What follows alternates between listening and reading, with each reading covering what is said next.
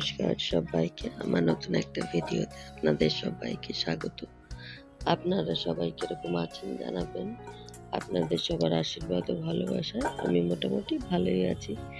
জানি গলাটা শুনে হয়তো অনেকেই ভয় পেয়ে যাচ্ছে, কিন্তু ভয় পাবেন না।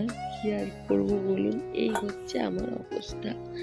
ঠিক আছে, মানে কি বলবো, কিছু বলার নেই। যাই হোক, তো রেসিপিটাই শুরু করি।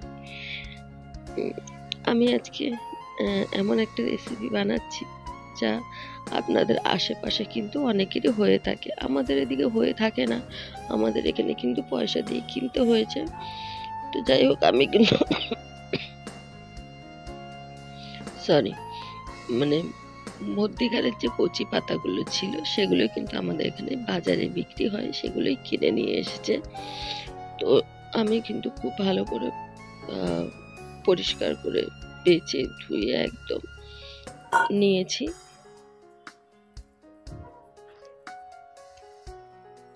এখানে একদম কুচি কুচি করে নিয়েছি আমি। আর দেখো হাতটার কি অবস্থা হয়েছে। এগুলো কিন্তু ভয় পাওয়ার কিছু নেই। একটু কাটার আগে হাতে তেল মেখে নিলে, তারপরে একটু স্কচব্রাইট দিয়ে, যে বাসন মাজা স্কচব্রাইট আছে ওটা দিয়ে হালকা একটু ঘষলেই উঠে যায়। অনেকে ভয় পায়, কিন্তু ভয়ের কোনো কারণ নেই। এবারে কড়াই জল দিয়ে ওটাকে সেদ্ধ করে নিচ্ছি। এটাকে কিন্তু একটু সেদ্ধ করে জলটাকে ফেলে দিতে হবে, কারণ কি কচুগুলো কোথার থেকে, মানে পাতাগুলো কোথার থেকে নিয়ে এসছে সেটা তো আমাদের জানা নেই।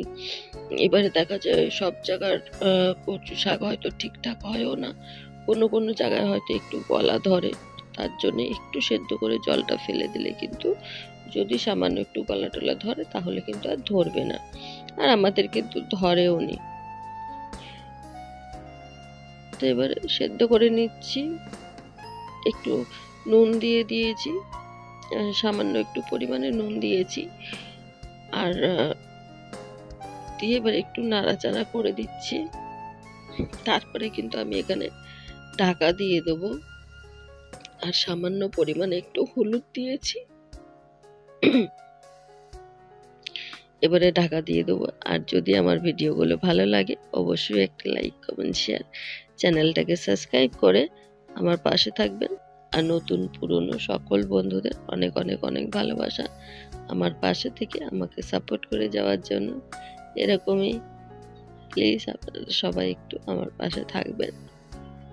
আর সবাইকে বলবো, প্লিজ ভিডিওটা কেউ স্কিপ করবেন না, সবাই কিন্তু ফুল ভিডিওটা ওয়াচ করবেন। জানি না কথাটা কি কতটা ঠিকঠাক বুঝতে পারছেন কি বুঝতে পারছেন না জানি না। তো কচু পাতাটা কিন্তু প্রায় সেদ্ধ হয়ে এসছে।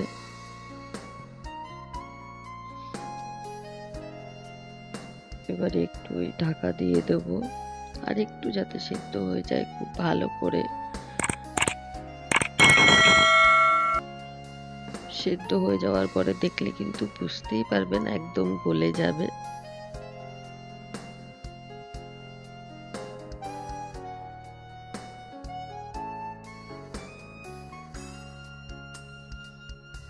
তো এবারে কিন্তু ঢাকা দিয়ে দিয়েছি, ওই 3-4 মিনিট মতন একটু ঢাকা দিয়ে রাখলেই কিন্তু সেদ্ধ হয়ে যাবে। কচু পাতা কিন্তু বেশি সময় লাগে না, খুব তাড়াতাড়ি সেদ্ধ হয়ে যায়। এই যে ঢাকনাটা খুলে নিয়েছি, আর এখন কিন্তু দেখুন একদম একটু ঘাটা ঘাটা টাইপের হয়ে যাবে।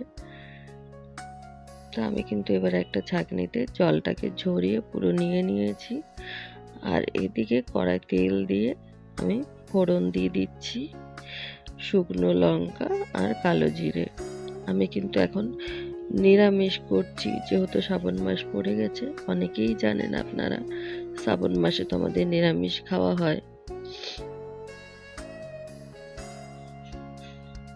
তো এই লঙ্কাগুলোকে একটু ছোট ছোট করে কেটে দিচ্ছি, যাতে খুব সুন্দর ঝালটা হয়। আপনারা এখানে কিন্তু কাঁচা লঙ্কাও দিতে পারেন।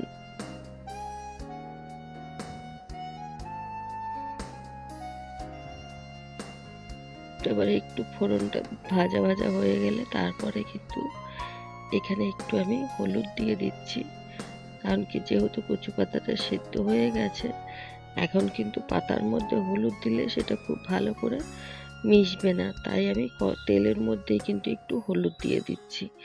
তেলের মধ্যে হলুদ দিলে এটা কিন্তু খুব সুন্দর করে পাতাটার সঙ্গে মিশে যাবে। এই যে পাতাটাকে জল ঝরিয়ে নিয়েছি, এবারে আমি দিয়ে দিলাম কড়ার মধ্যে। এবারে খুব ভালো করে কিন্তু শুধু নাড়াচাড়া করতে হবে।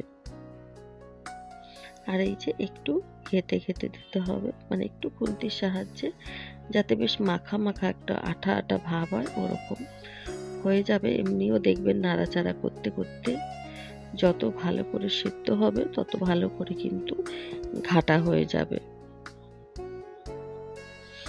এবারে আমি পরিমাণ মতো নুন দিয়ে দিলাম। নুনটা কিন্তু একটু বুঝে দিতে হবে, কারণ কি যেহেতু সেদ্ধ করেছিলাম যখন, তখন একটু লবণ দিয়েছিলাম, তাই এখন কিন্তু অল্প পরিমাণেই আমি লবণটা দিয়েছি।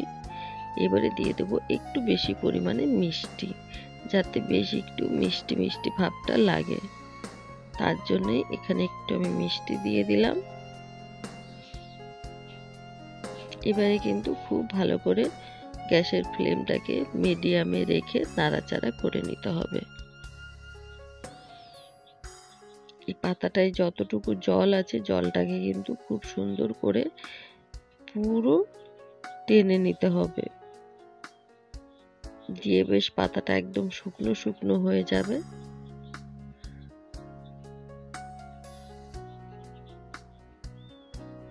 দেখুন যত জলটা শুকাচ্ছে তত কিন্তু পাতাটা বেশ আঠা আঠা একটা মাখো মাখো ভাব তৈরি হচ্ছে। আর আপনারা কারা কারা এই রেসিপিটা খেতে পছন্দ করেন আমাকে কিন্তু অবশ্যই জানাবেন। আমার তো খুবই ভালো লাগে, আর এই সব জিনিসগুলো আমার মনে হয় নিরামিষই বেশি ভালো লাগে, মানে রসুন টসুন দেওয়ার থেকে আমার তো খুবই ভালো লাগে। এই যে দেখুন কত সুন্দর একটা বেশ মাখা মাখা তৈরি হয়ে গেছে, আর দেখে যেমন মনে হচ্ছে শাকের মতন, এটা কিন্তু মোটেও সেই রকম ভাবে শাকের মতন খেতে একদমই লাগে না, অপূর্ব একটা টেস্ট লাগে। এখানে আমি কিন্তু একটা লেবুর রস নিয়ে নিয়েছি, এখানে এই লেবুর রসটা দিয়ে দেব। হালকা একটু টক টক মিষ্টি মিষ্টি ঝাল ঝাল লাগবে, অপূর্ব একটা স্বাদ। অবশ্যই কিন্তু এই স্বাদটা পাওয়ার জন্য ট্রাই করতে হবে বাড়িতে, তবে কিন্তু এই টেস্টটা বুঝতে পারবেন। আর আপনাদের যদি আশেপাশে কচু গাছ থাকে তাহলে একটু পাতা তুলে আমার জন্য পাঠিয়ে দেবেন, কারণ কি আমার কিন্তু ভীষণ ভীষণ ভীষণ পছন্দের একটা খাবার। আমাদের এখানে বাজারেও সবসময় পাওয়া যায় না, যার জন্য খুব মিস করি। আর মানে পেলে না মনে হয় যেন ও স্বর্গ পেয়ে গেছি, এরকম একটা ব্যাপার। তো এই যে খুব ভালো করে কিন্তু একদম জলটাও শুকিয়ে গেছে, দেখে বুঝতেই পারছেন। এবারে কিন্তু আমি নামিয়ে নেব। আর ভাতে যখন মাখা হবে এটা একটা আঠা আঠা টাইপের, মানে কি বলবো, জাস্ট ওয়াও। তো আপনারা অবশ্যই ট্রাই করবেন, ট্রাই করে আমাকে জানাবেন আপনাদের কিরকম লাগলো।